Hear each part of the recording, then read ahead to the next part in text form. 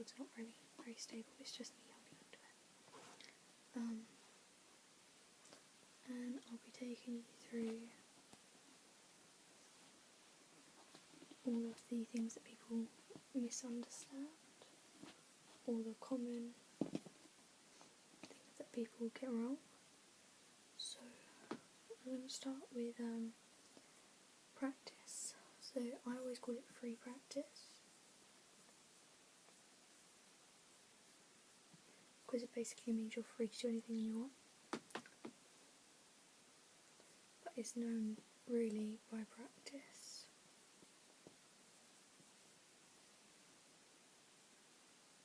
And when I say anything, I don't mean anything, but nothing extreme. So it's separated into 3 parts.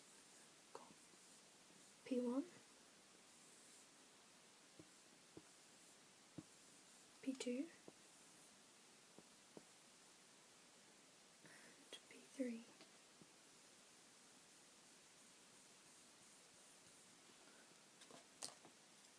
So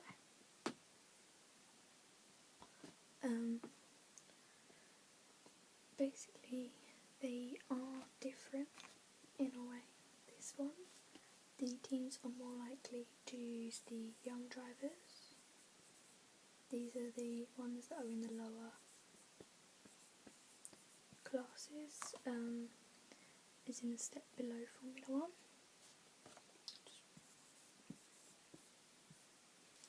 The actual one below F1 is GP2 and GP3. I'm not sure after that. But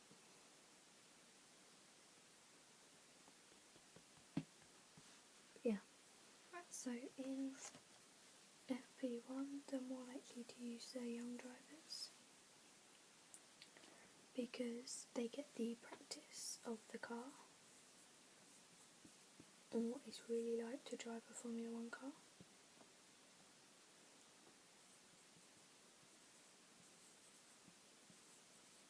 And basically they're preparing them for if they go into Formula 1.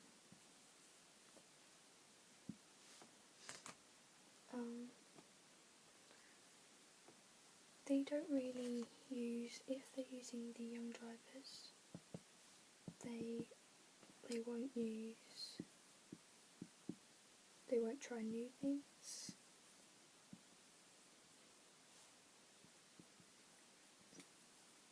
You'll have to forgive the dodgy writing because I'm at an angle. Just make sure it's focused. Yeah. So they won't try the new parts on the car. They most likely won't test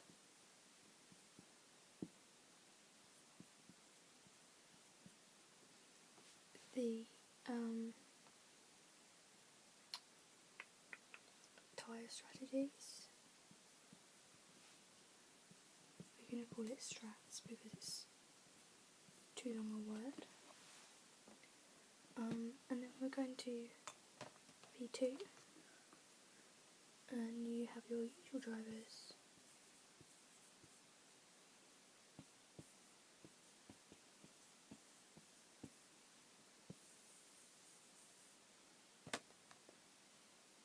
So these are the ones that do your race days for you, the ones that they're contracted.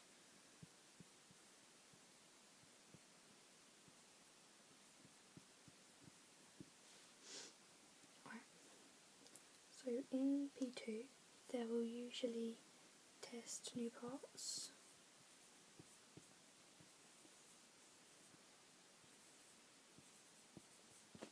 They will try the tyre strategies, they'll try race strategies,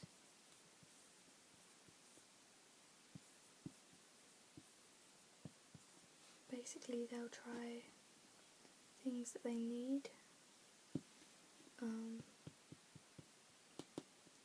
They might try a grid start from the the pit lane exit, which is basically here you've got the racetrack on one side, so this is all the little cars on there, and like zoom zoom zoom, and then next to it here you've got a road which joins onto the racetrack, which is after you've got your tyres changed or your front wing changed. Basically your car goes all the way down here and it joins back in with everything else. So they will test from the pit lane to see their starts to get the clutch bite point.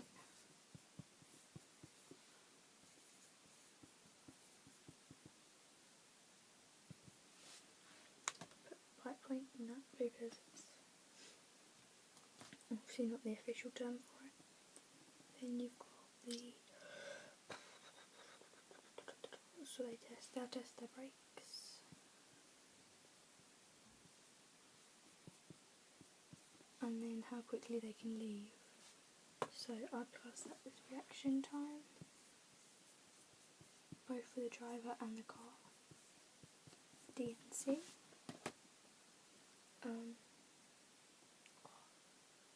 It's mighty hot in here.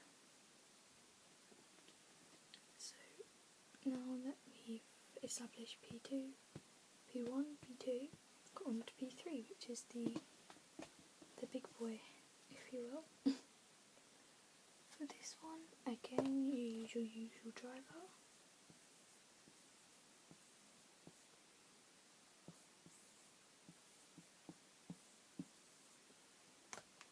Again, apologise for the writing.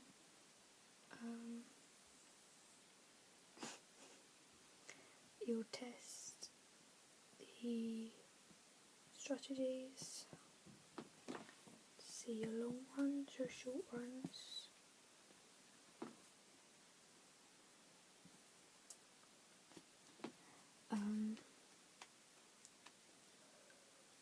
Also, on this one you'll analyse your results, and then you put your what you found here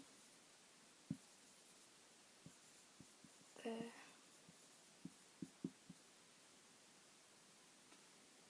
So everything you found, you'll use these parts, you'll use the parts that were found to be better.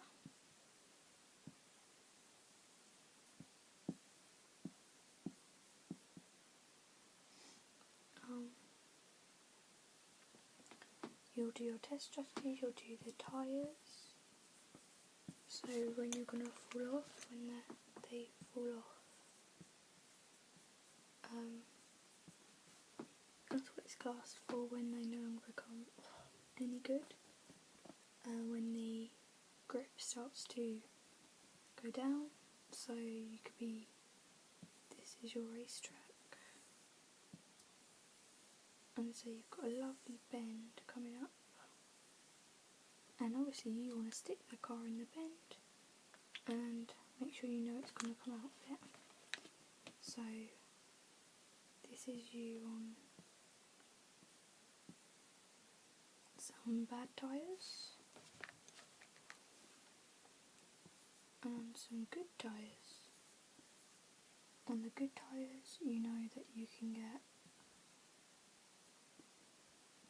the car all the way around, whereas on the bad tyres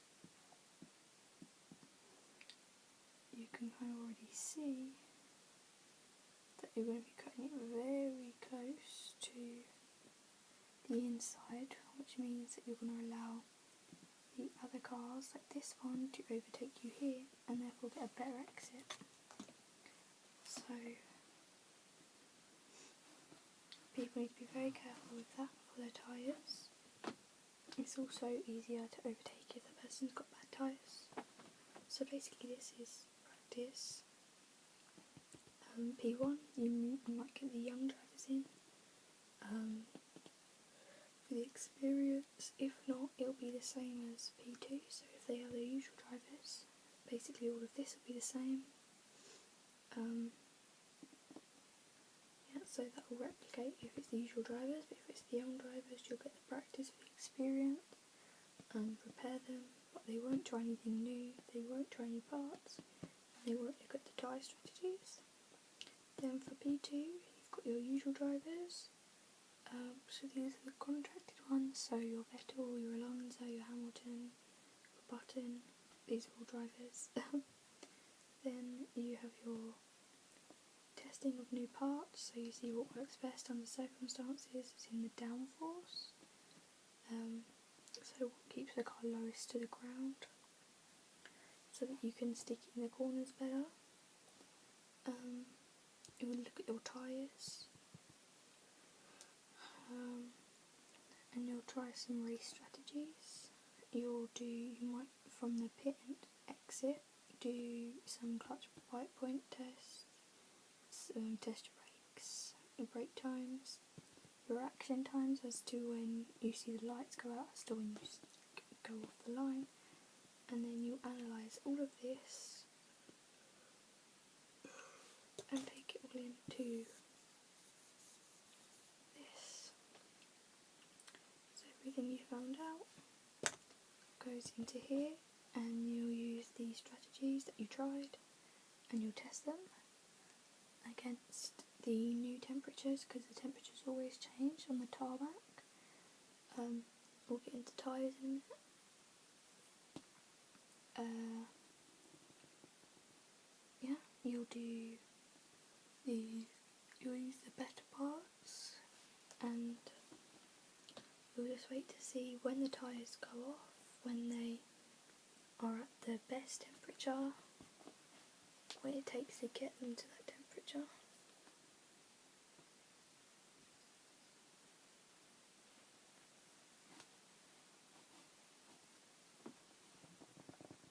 And yeah, this is an old t-shirt. Right. Fudge. The fun topic of tyres. Right. The tyres at the minute are quite controversial. The current supplier, manufacturer is Pirelli. I don't know if it's like that or... I'm going with the first one. And you have the main compounds, which are, you get, these are what are classed as slicks. So it's for when it's hot, when there's no moisture, no air, dampness in the air, no rain. And these are your hard compound. So the way the mirror is made, and now it's bound together. Your medium, and usually at the beginning of the race they'll show you what they are on screen and what you can use for that race. You get your soft compound,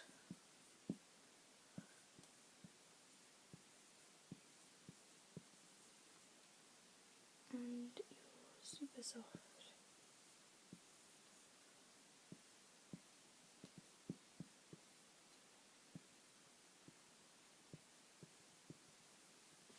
Then for what I'm doing, you get your others, which are the ones for when it's a bit wet, intermediates, or we're going to call them inters because it's shorter, and then you get your fill on wets. So the inters are if there is slight water, because they have, like road cars do, they've got grooves in them, but they're not as deep, whereas the wets have got quite deep grooves to allow the water to, obviously if you've got a car you'll know this, like when you've got your tread. Compare this to a Formula 1 tyre. So this is your wets, and these are your slicks. The water goes nowhere, there's got nowhere to go, so it will sit on top and you end up skidding. Whereas with this, it goes through the little channel, flicks the water out, so you get all of the traction still. But usually the inters are always green and the wets are always blue. Right. Tyre rules.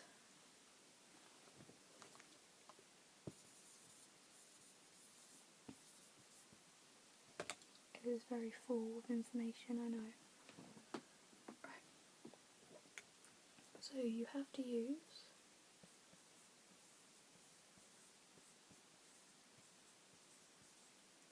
all compounds, which is usually both, there's usually only two.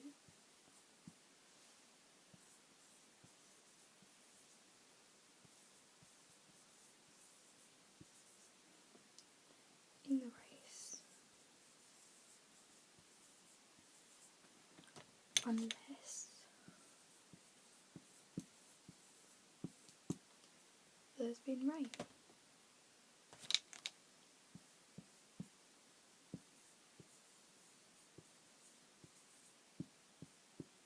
Then you get to choose whatever compound you want. After it stopped raining, obviously.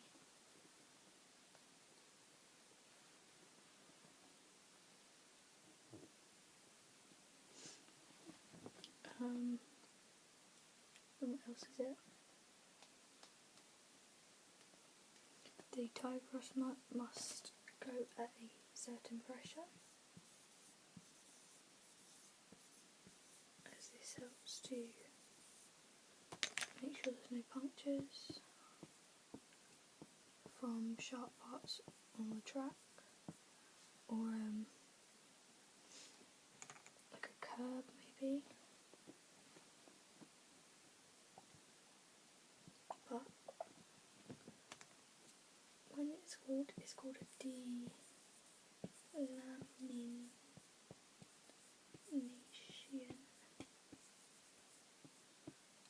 This is where the rubber comes off the wheel.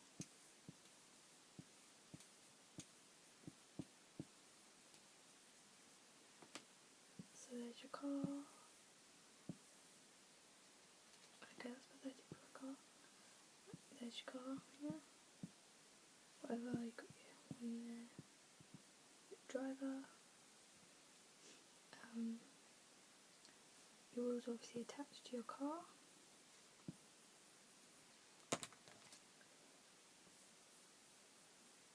But on this one, you get a slight tear in the rubber, which means basically it just whips off, and you end up with a lovely piece of tyre flying into the other driver.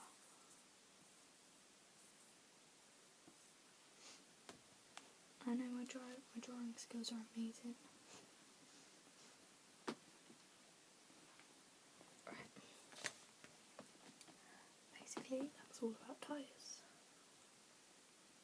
I think the pressure is 22 psi. I'm not sure.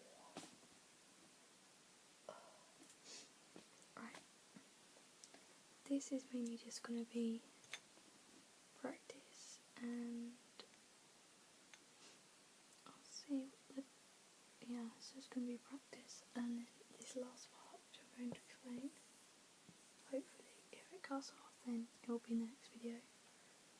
DRS and KERS. Now you're probably thinking, what in the world are they?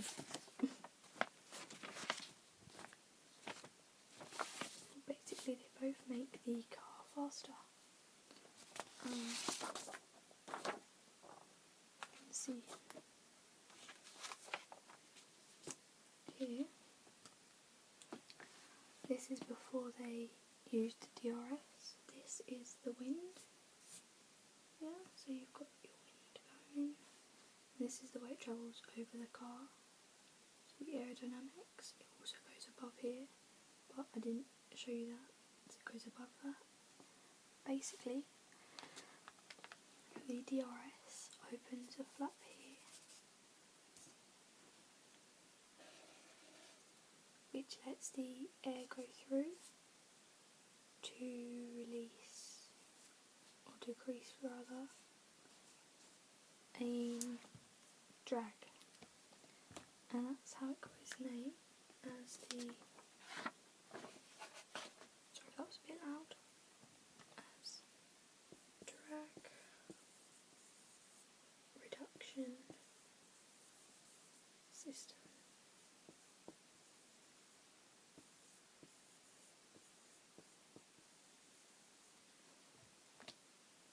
Opens a, what did I write? Opens a flap in the rear.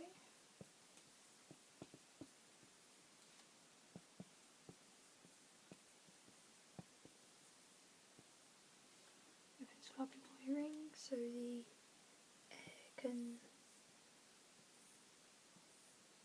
pass through, so you've got your air going like that. So it reduces drag.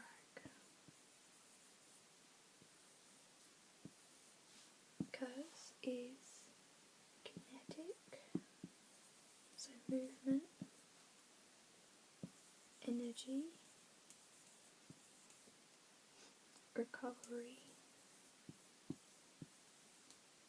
you guessed it, system. It does say system, by the way.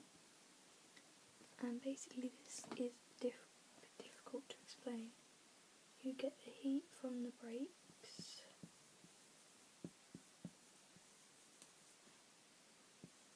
from the braking process,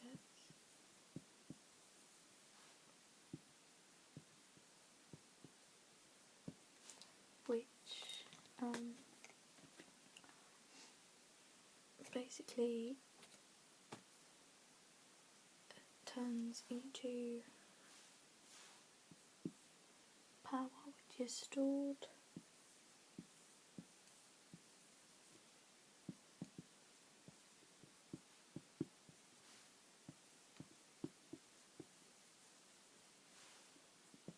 in battery, in a battery.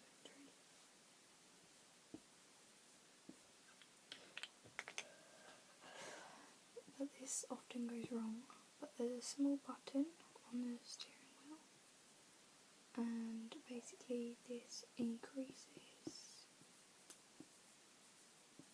speed by up to 0.4 seconds, which is actually quite a lot. I know this one is above 0.5 seconds, but I don't know that one exactly. So that's the easiest thing I can explain to you. I'll explain without the board now.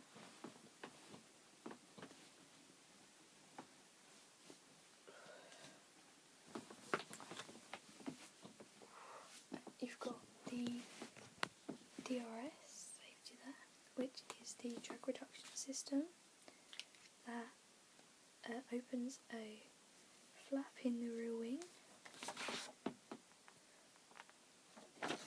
This one opened before, but there's a small flap in here. This is the low downforce rear wing. I'll go through this in the next lesson.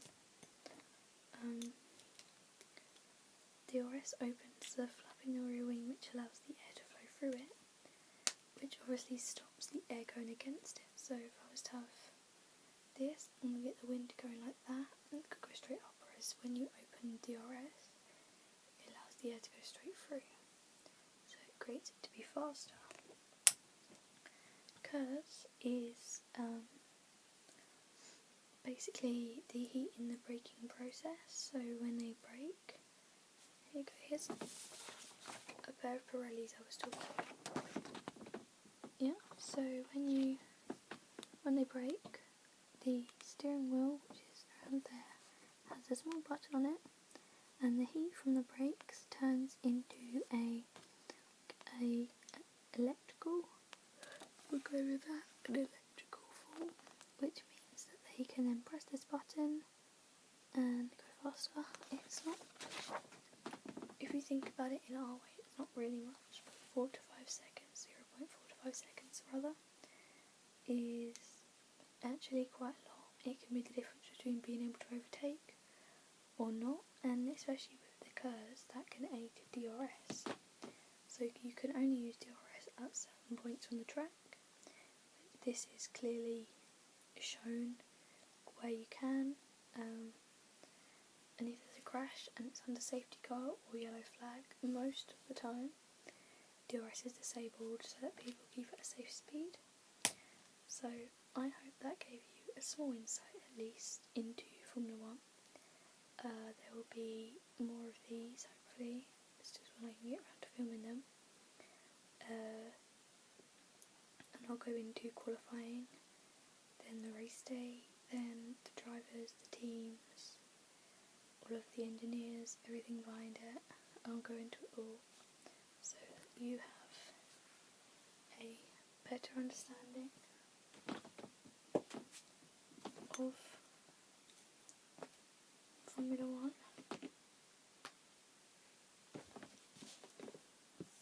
So I'm going to be really childish and